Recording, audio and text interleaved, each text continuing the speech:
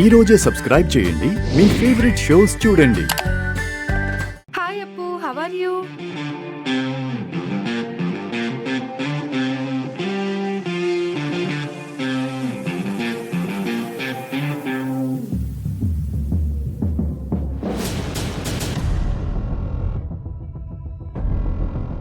సరేనే, ఒక్క నిమిషం ఉండు.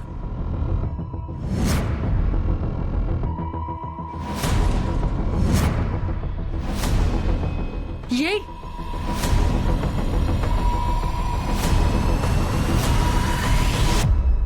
ఏ ఈడియట్! ఏంటి ఐస్ క్రీమ్ నా కారు మీద పడేశావు?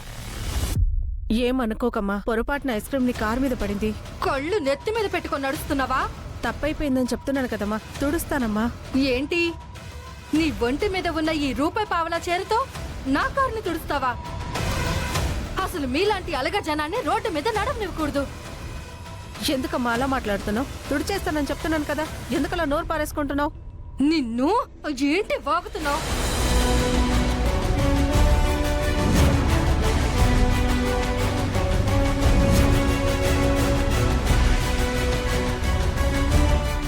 ఎందుకు ఆవిడ మీద చేయి చేసుకోవాలనుకుంటున్నారు? అడగటానికి నువ్వెవరు? తను మా బస్తీలోనే ఉంటుంది, మా అక్క. ఆహో, బస్తీ బ్యాచా? ఏం లేదు పల్లవి, పొరపాటున ఐస్ క్రీమ్ తన కారు మీద పడింది, అప్పటికి తుడిచేస్తానన్నాను. అయినా కూడా ఇష్టం వచ్చినట్టు మాట్లాడుతుంది. పొరపాటున పడింది, క్లీన్ చేస్తానని చెప్తున్నా కూడా ఏంటి మీ ప్రాబ్లం? పొరపాటేంటి? అరే, చిన్న చిన్న పొరపాట్లు ఎవరి వల్లైనా జరుగుతాయి. ఐస్ క్రీమ్ పడితే నీ కారేం డ్యామేజ్ అయిపోలేదు కదా, తుడిస్తే పోతుంది కదా. ఈ మాత్రం దానికి చులకన చేసి మాట్లాడడానికి బుద్ధి లేదు. నోటికొచ్చినట్టు వాకకు. అసలు నా రేంజ్ ఏంటి, నీ రేంజ్ ఏంటి? రేంజా? ఏంటి మీ రేంజ్? అంబానీ కూతురువా, ప్రైమ్ మినిస్టర్ మనవరాలివా?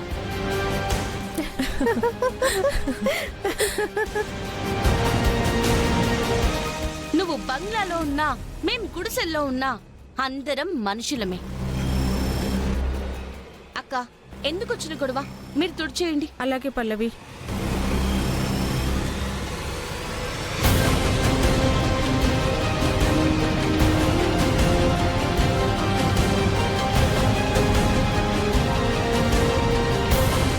అయిపోయిందిగా, ఇంత దానికి ఇంత రాద్దంతం అవసరమా? మీరు వెళ్ళండి అక్క. రావే. రావి. తినడానికి తిండి లేదు కానీ పొగరికేం తక్కువ లేదు.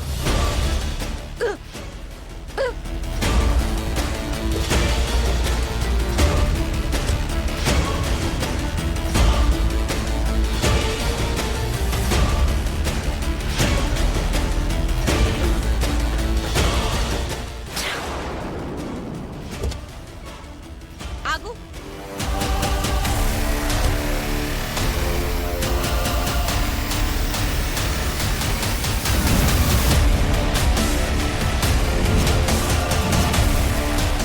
ఏంటి? నువ్వు తాగి పడేసిన వాటర్ బాటిల్లో వాటర్ నా కాళ్ళ మీద పడ్డాయి.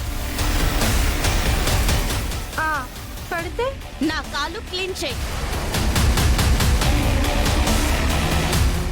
ఏంటి? ఏంటి అని అంటావేంటి? ఇందాక కారు మీద ఐస్ క్రీమ్ పడితే తుడవమన్నావు కదా, ఇప్పుడు కాలు మీద నీళ్లు పడ్డాయి, తుడువు. ఏంటి అలా చూస్తున్నావు?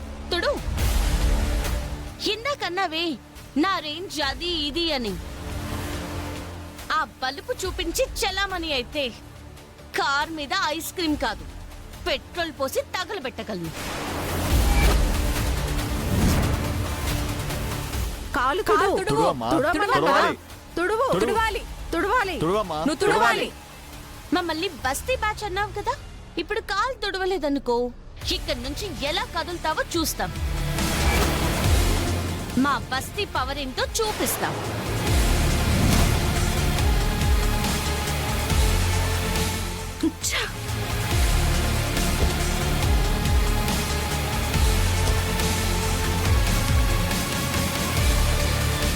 ఆగు.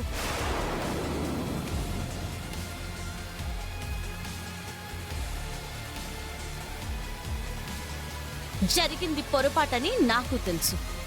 తెలిసి కూడా మీలా మూర్ఖంగా మాట్లాడడానికి, కాళ్ళు తుడిపించుకోవడానికి నాకు మీలాగా సంస్కారం లేదు అనుకోకండి.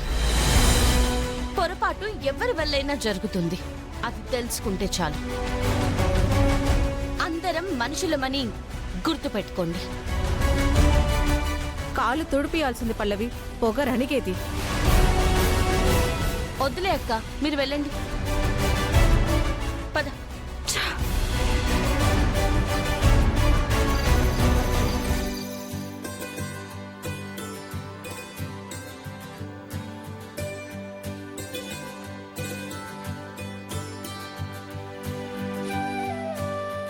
అమ్మా గీత, బట్టలు సర్దేసుకున్నావా?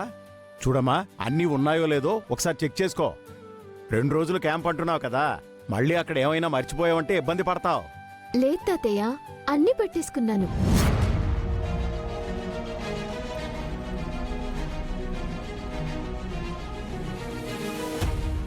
గుండు, 2 రోజులు క్యాంపా? అవునండి, 2 రోజులే క్యాంపు. ఎందుకు 1 నెల రోజులు పెట్టుకోవాల్సిందిగా? ఏమైందండి? ఏమవడం ఏంటి? పెళ్ళైనప్పటి నుంచి ఇప్పటి వరకు ఎప్పుడైనా నాతో పాటు నువ్వు లేకుండా ఉన్నావా? అలాంటిది ఇప్పుడు 2 రోజులు నాకు దూరంగా ఉంటావా? అబ్బా, 2 రోజులకేమవుతుందండి? నీకేం కాదు, నాకే ఏదో కోల్పోయినట్టుగా ఉంటుంది. ఏంటి? అదే గుండు, నీకు 2 రోజులంటే నాకు 2 యుగాలుగా ఉంటుంది. బా, ఆపండి ఆపండి. మీరిలాంటి డైలాగులు కొడితే ముసలోడికి దసరా పండగ అని చెప్పేసి ఈ వయసులో కూడా ఈ వెకిలి డైలాగులు అవసరమా అని అనుకుంటారు ఆడియన్స్. అలా ఏమీ అనుకోరు. తన భర్తకి భార్య అంటే ఎంత ప్రేమో అనుకుంటారు. కరెక్ట్గా చెప్పావమ్మా. మీ మీద ఎంత ప్రేమ ఉండకపోతే ఆయన అలా మాట్లాడతారు. చూసావా గుండు, నా కూతురు నా మనసుని ఎలా క్యాచ్ చేసిందో?